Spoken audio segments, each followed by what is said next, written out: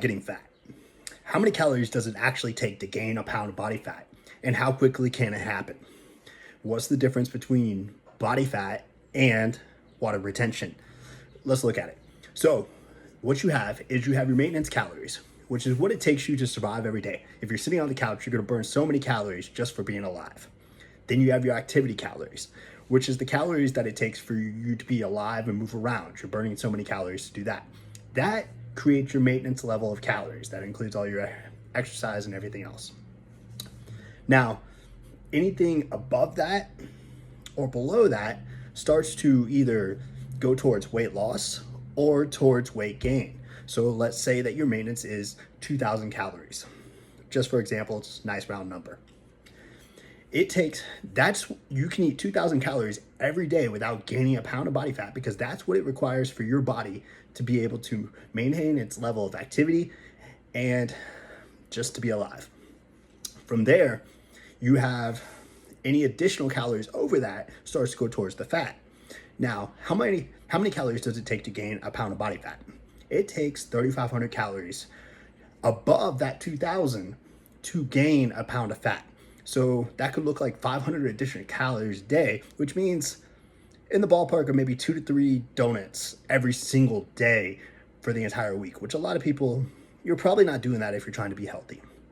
So that one donut that you have that's 150 to 200 calories isn't going to completely crash your entire diet in that manner. You have to have the 3,500 calories above. Just for an example, you could eat an entire large pepperoni pizza, and that's only going to come out to maybe 2,000 calories total. And if you could eat your 2,000 calories normal and have that large pizza for dinner, so now you're at 4,000 calories for the day. Only 2,000 of those calories are above what your maintenance is.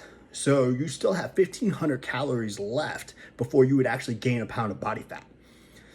Now, if you did that all week, you would have an accelerated rate of body fat because it goes from day to day. So on day 2, if you did the exact same routine, you would have gained a pound of body fat. But remember, we're talking about eating an entire large pizza in additional to the calories that you already would be eating just to maintain. Now, what's going to happen that makes us think that we gained a lot of body fat from eating that pizza? One, you're going to eat a lot of carbs, and so carbs soak up water. So you're going to hold on to a lot more water. You're going to be taking in a lot of additional sodium. That extra sodium is going to soak in more water, so your water retention is going to go through the sky. Also, you're just going to have more food volume moving through your digestive tract that takes a day or two to get out of there. And if it's not digesting properly, because sometimes like pizza and low quality meats like pepperoni, that's going to cause some issues getting through the system, the dairy. So it's not moving super fast like other foods might. So now that might stick with you for a day or two.